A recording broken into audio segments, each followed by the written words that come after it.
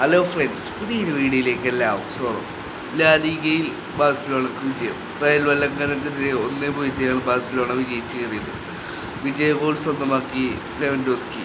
പെനാൽറ്റിയിലൂടെയായിരുന്നു ലെവൻഡോസ്കിയുടെ വിജയ goal.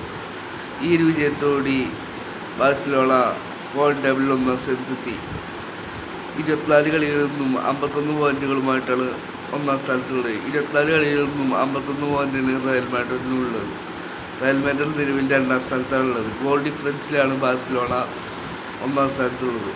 +40 ബാഴ്സയുടെ goal difference. 29 റയലിൻ്റെ goal difference. Barcelona 2025 മികച്ച പെർഫോമൻസുകൾ കാഴ്ചവെച്ചുകൊണ്ടിരിക്കുന്നത്.